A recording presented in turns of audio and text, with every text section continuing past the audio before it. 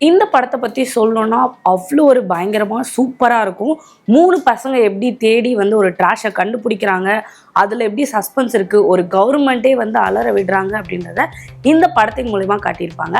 படத்தோட பேர் என்னன்னு தெரிஞ்சுக்கிறதுக்கு முன்னாடி welcome to the show cine story with me Vijay Sandhya. படத்தோட பேர் என்னன்னு பார்த்தீங்கன்னா ட்ராஷ். இதில் ராஃபில்ன்ற ஒரு பையன், கிளாட்டோ, ரேட்டோ, இவங்க 3 பேர் தான் வந்து மெயின் கேரக்டர்ஸ்.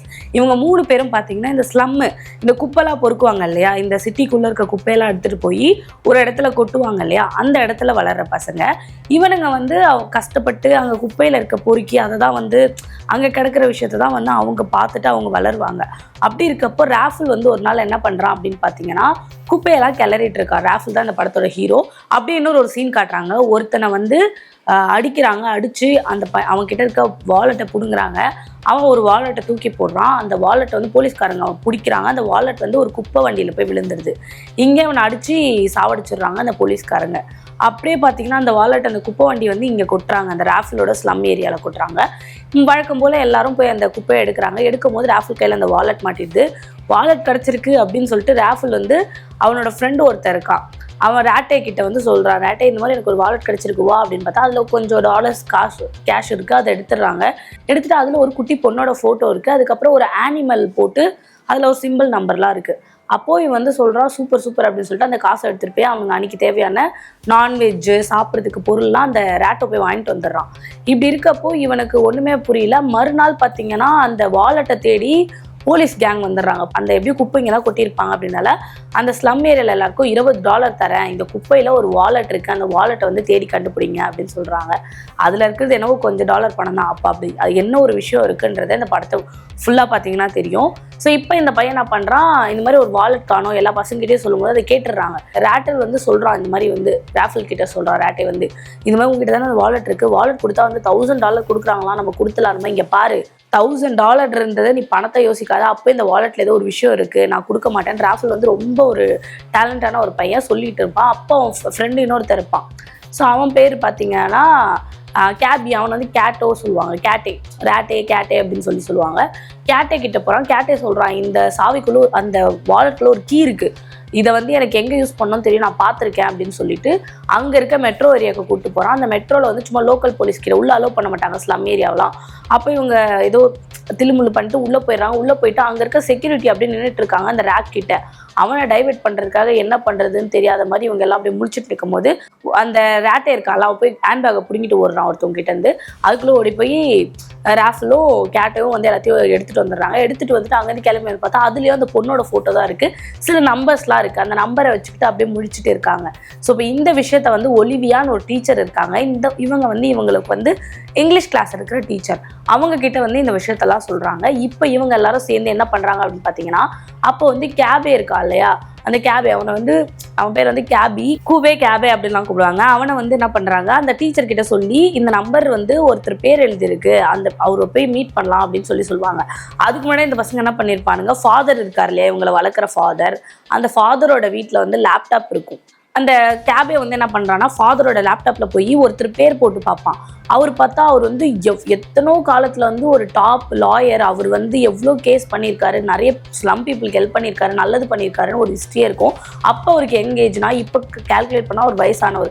அவர் எங்கே இருக்காருன்னு பார்த்தா ஜெயிலில் இருக்காருன்னு அந்த ஒலிவியா டீச்சர் சொல்லுவாங்க. அவங்கள பக்கம் ஒலிவியா டீச்சர் கூட்டு போய் அவர் என் தாத்தான்னு சொல்லி கூப்பிட்டு வந்துடுவான். அப்போ அந்த ஜெயிலில் இருக்கவங்க இங்கே யாரையும் பார்க்க வேணாம்னு சொல்லியிருக்காங்கன்னு சொன்னோன்னே இவங்க வந்து இல்லை அப்படின்னு சொல்லிட்டு காசு ஒரு $500 கொடுத்துட்டு உள்ளே போய் அவரை பார்க்கும்போது இவங்க பேரை உங்களை பார்க்கணுமான்னு ஒலிவியா டீச்சர் சொல்லணும். இவன் என் பேரை நான் ஏதோ போய் சொல்லி கூப்பிட்டு வந்திருக்கா, நீங்கள் நம்பிட்டீங்களாலும் வயசான ஒரு தாத்தா வந்து நிற்பார். அவர்கிட்ட வந்து அந்த பையன் ஒரு லெட்டர், அந்த போய் லாக்கரில் இருக்காங்கன்னா அந்த லெட்டரில் இருக்கிற எல்லா விஷயத்தையும் சொல்லுவான். சொன்னப்போ வந்து அந்த தாத்தா ஷாக் ஆகிடுவார், உங்களை காப்பாற்றுறதுக்காக தான் இவ்வளோ போராட்டமே அப்படின்னு சொல்லும்போது அந்த லெட்டரில் வந்து அந்த ஃபஸ்ட்டு சீனில் ஒருத்தர் அந்த வாலெட்டுக்கு போடுவார் இல்லையா, நான் இதுக்கப்புறம் நீங்கள் கண்ணில் கூட பார்க்க முடியாது அப்படின்னு சொல்லியிருப்பார். அப்புறம் அந்த நம்பர்லாம் சொல்லுவாங்க. அவர் சொல்லுவார், இப்போ என் பைபிள் வேணும், என் பைபிளில் தான் அந்த நம்பர்லாம் சொன்னால் கண்டுபிடிக்க முடியும் அப்படின்னு சொல்லுவாங்க. பயங்கர ட்விஸ்டாக இருக்கும் இந்த படம். இந்த பைபிளில் நம்பர் வச்சு தான் கண்டுபிடிக்க முடியும் அப்படின்னு சொன்னால் பைபிள் வந்து வேற ஒரு வார்டன் வச்சுருப்பாரு, தரமாட்டார். இந்த பசங்க அந்த பைபிளை கேட்பாங்க, தரமாட்டாங்க. அப்புறம் மறுநாள் வருவாங்க. மறுநாள் வந்து காசு கொடுத்துட்டு அந்த பைபிள் வாங்குறதுக்குள்ளே நியூஸ் போய்டும் போலீஸ்க்கு, இந்த 3 பசங்க போய் இந்த மாதிரிலாம் விசாரிக்கிறாங்கன்ட்டு. இந்த பசங்களை தூக்குறது தான் அவங்க வேலையே. ராஃபில் கூட்டு போய் ஆல்ரெடி அடிச்சு பிடிச்சி கூப்பிட்டு வந்து விட்டு போயிடுவாங்க. சுட சொல்லி ஒருத்தன்கிட்ட சொல்லுவான், அவன் வந்து விட்டுருவான் ராஃபில் எப்படி தப்பிச்சு வந்துடுவான். இப்போ என்னன்னா அந்த பைபிளை வாங்கும் போது காசு கொடுக்குற மாதிரி கொடுக்கும்போது அந்த போலீஸ் இவனை பிடிக்கிறதுக்காக ட்ராப் வச்சிருப்பாருல, அங்கேருந்து தப்பிச்சு இவனுங்க தூக்கி தூக்கி போட்டு பைபிளை கடைசியில் ராஃபல் கிட்ட அந்த பைபிள் வந்துடும். பைபிள் எடுத்துகிட்டு வந்துடுவானுங்க. பைபிளில் என்ன நம்பர் சொன்னார் அந்த தாத்தான்னு கேட்கும்போது இவனுக்கு மறந்து போயிடுவான் இந்த கேபே.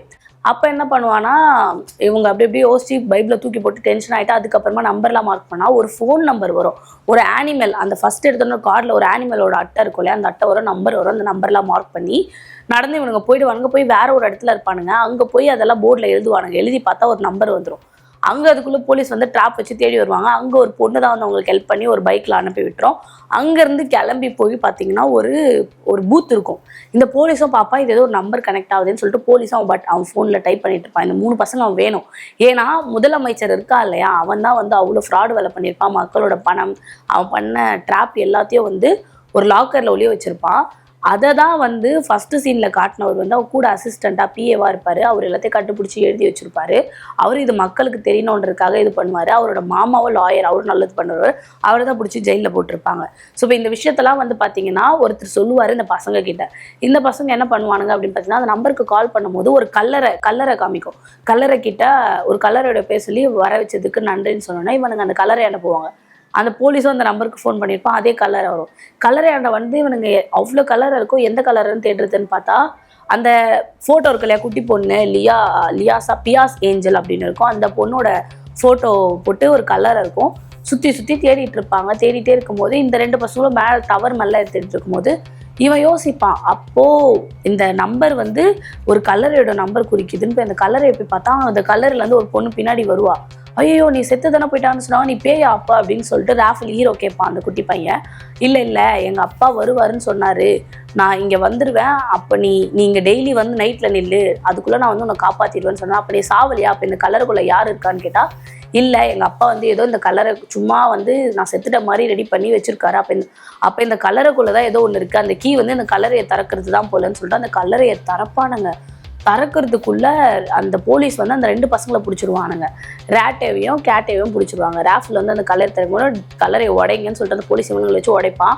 முதலமைச்சருக்கு, அதாவது அந்த நாட்டு முதலமைச்சருக்கு கால் பண்ணி சொல்லுவான், நீங்கள் பண்ண இல்லீகல் புக் வந்து கிடச்சாச்சு அப்படின்னு சொல்லும் போது கல்லறையை உடைச்சா கல்லறைக்குள்ளே அவ்வளோ பணம் இருக்கும், பயங்கரமான பணம் இருக்கும். பத்தாதுக்கு என்னென்ன இருக்கும் அப்படின்னு பார்த்தீங்கன்னா அவன் பண்ண ட்ராப்பு, என்னென்ன பண்ணான், என்னென்ன ஃப்ராட் வேலை பண்ணான், அந்த நாட்டுக்கு என்னென்ன துரோகம் பண்ணான் அப்படின்ற மாதிரி ஒரு ஃபைலே இருக்கும். அதை மட்டும் எடுத்துகிட்டு அந்த போலீஸு அந்த ஃபைல் எனக்கு கிடச்சிச்சு அப்படி, ஆனால் நீங்கள் கொடுத்த பணம் மட்டும் இங்கே இல்லை அப்படின்னு போய் சொல்லுவான். ஆனால் பணம் நிறைய இருக்கும். அவன் இப்படி சொல்லிகிட்டே இருக்கும்போது அந்த குட்டி பொண்ணே அவனுக்கு தெரியாது இல்லையா, அந்த போலீஸ்க்கு மேலேருந்து குட்டி பொண்ணு கல்லை போட்டு உடச்சி அவனை சாவடிச்சிடுவாங்க. சாவடிச்சுட்டு அந்த பணத்தில் எடுத்துகிட்டு அவங்க 3 பேர் அங்கேருந்து கிளம்பிடுவாங்க. கிளம்பி போய் இது ஒரு பேப்பர் தான்டா, பணம் கிடையாது அப்படின்னு சொல்லிட்டு அந்த 3 பசங்களும் அந்த பணத்தை வந்து அந்த ஸ்லம் ஏரியாலே வந்து விட்டெறிவாங்க. பணமழை மாதிரி அது கொட்டும். அந்த ஸ்லம் ஏரியாவில் இருக்கவங்களாம் அதை எடுத்துருவாங்க. இந்த மாதிரி கெட்டது பண்ணுறவங்களுக்குலாம் இப்படி தான் நம்ம பண்ணணும் அப்படின்னு சொல்லிட்டு அந்த 3 பசங்களும் அந்த பொண்ணையும் கூட சேர்த்து ஒரு வண்டி வர வச்சு ஊரை போயிடுவாங்க. இந்த பசங்களை வச்சு அந்த ஒலிவியா டீச்சர் இவங்க பண்ணது எல்லாத்தையும் ஒரு டாக்குமெண்ட் எடுத்திருப்பாங்க கேமராவில். அதை வந்து ஃபாதர் கிட்ட காட்டிட்டு இதை ஏன் இவனுங்க பண்ணியிருக்கானுங்கன்னு கேட்கும்போது நம்மளால பண்ண முடியாது, அவனுங்க பண்ணியிருக்கானுங்க, அவங்க தான் பண்ணணுன்ட்டு அவங்க வந்து சோஷியல் மீடியாவில் அப்லோட் பண்ணுறாங்க. நியூஸில் தெரிஞ்சு அந்த பொலிட்டிஷியன் எல்லாரையும் அரெஸ்ட் பண்ணிடுவாங்க. நாட்டுக்கு நல்லது நடந்துச்சு அப்படின்ற மாதிரி சொல்லுவாங்க. இந்த 3 பேரும் ஹீரோவாக நினச்சி கொண்டாடிட்டு இருப்பாங்க. இவங்க ஒரு ஐஸ்லாண்டில் வந்து படகை தள்ளி விளையாடிட்டு இருப்பாங்க. அந்த பொண்ணு வந்து நியூஸில் எல்லாத்தையும் பார்ப்பா, அந்த குட்டி பொண்ணு. இதோட இந்த படத்தை முடிப்பாங்க. ஸோ இந்த மாதிரியான சூப்பரான ஸ்டோரிஸ்லாம் பார்க்கணும்னு நினச்சிங்கன்னா மறக்காமல் சினி ஸ்டோரியை சப்ஸ்கிரைப் பண்ணிடுங்க.